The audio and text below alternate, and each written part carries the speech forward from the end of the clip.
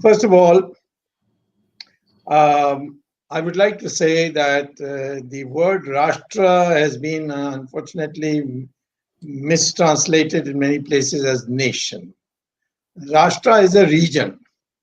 And if it was a nation, then how can you have a state called Maharashtra, which means a super nation? So it's a great territory, and therefore it was called Maharashtra. Now, therefore, Hindu Rashtra does not mean that it is a land only for the Hindus. It means the land in which the Hindus emerged, and the framework is of that Hindu Rashtra is the Constitution of India. We are very clear, all our people who are known as Hindutva warriors, that we will never go beyond the Constitution.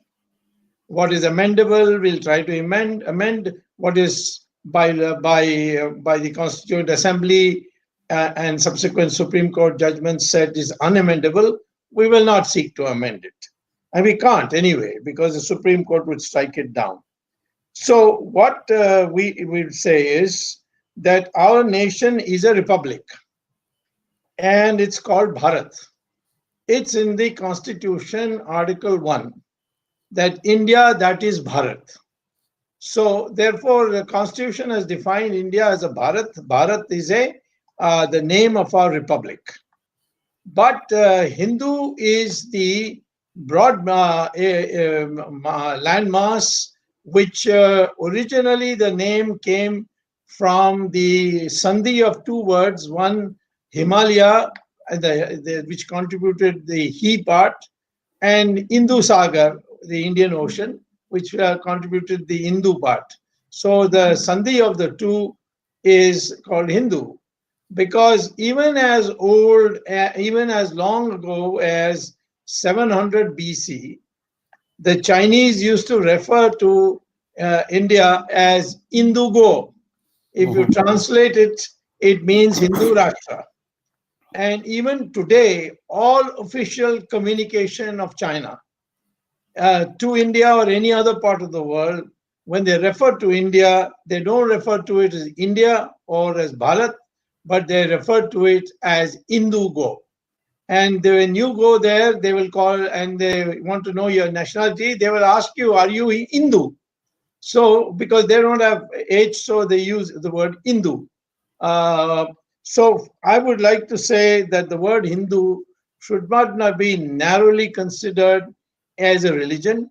In any case, we have got multiple schools of religion, and conceptually they have defined it in different ways. We have Sanatana Dharma, we have Arya Samaj, we have a spectrum, the Shankaracharya's Advaita. So there is no, there must be easily 20, 30 different theologies which all consider themselves Hindu because the basic values are Hindu. And that's why even the Constitution, under Article 25, explanation number 2, says the word Hindu means those who are not Muslims or Christians or Parsis. Of course, Parsis' way of thinking, their religion and their theology is not, contradictory to the Hindu point of view.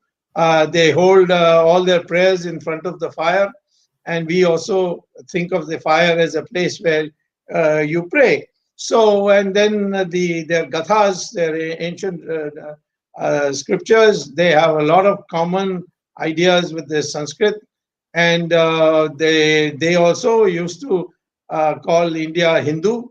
And unfortunately, the impression was spread that because the Arabs couldn't pronounce Sindhu, the river, so India was called Hindu. Not at all. Hindu is the landmass from Himalayas to the Hindu Sagar. Now, what we have in the Constitution is the preamble. And the preamble is very clear what it says. And I would just take a little a minute to point out what it says. That we, the people of India, secure to all citizens justice, liberty of thought, expression, belief, faith, and worship. That is, everybody who's a citizen of India is guaranteed that. Equality of status and of opportunity, and to promote amongst them all fraternity, assuring dignity of the individual and the integrity of the nation.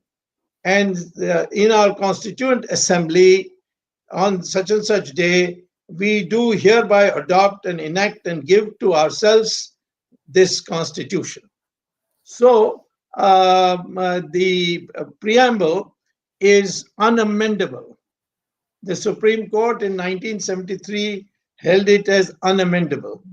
And therefore, you cannot even if you wanted, change even one sentence or word of that. Now, I would also want to point out that the Constitution has said you can add territory to India, but you cannot give an inch away. And therefore, Kashmir, POK, there is no way, no leader constitutionally can yield an inch in any settlement. So POK, therefore, automatically is a part of Hindu Rashtra that we will recover it. Hindu, as I say again, Hindus means all those who live in this landmass called Rashtra, and this includes people who we consider as part of the family, who say that we may be Muslim or Christian, but our ancestors are from this country. They didn't come from somewhere else. There may have been invasions and all that, but it can't make a difference in millions and millions or crores of people. And according to genetic studies now carried out, Hindus and Muslims, in fact, Hindus, North Indians, South Indians, Brahmins, scheduled caste, all have the same DNA. So whatever divisions have been created subsequently. But in terms of the inhabitants of this country, this landmass or Rashtra, we are all one people. Either we are Hindus, and that, according to the Constitution, includes Buddhists, Jains, and Sikhs. It says very clearly in the Constitution that the word Hindu includes Sanatan Dharmis as well as all the other schools of Hindu thought, plus the Sikhs, the Buddhists, and the Jains. And there has been no protest against it because they also understand this as a cultural term and not a theological term in which they would have been offended if indeed it was a theological term. And this has never been questioned, never been raised. Here and there you have these Naxalites, communists, and other crazies who will start saying that this should be amended. But the fact is that nobody in the country wants to do it. We have also Article 25 and 26, which give as fundamental right to pray the way you want. Of course, it is subject to three conditions. One is it should be morally right. You can't say that my religion permits me to offer my child to Kali as a sacrifice and chop his head off. The state can intervene. And the two should be in public order. So you can't say something which will violate public order. And that means if it's a religion, we will have to use the Constitution to amend it out, or you at least do not practice it. And health, public health. So therefore, subject to these conditions, the right to pray and profess your religion is a fundamental right which nobody can take away from you.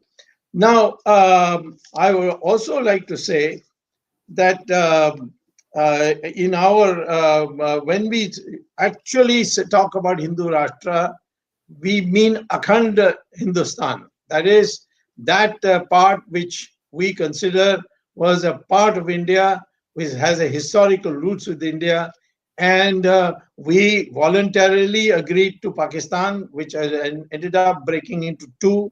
And if some of us have our way, including those present in this discussion, then I think we may soon see Pakistan, which went from one to two, will now go what Pakistan is now called Pakistan, what is Pakistan now will go into four.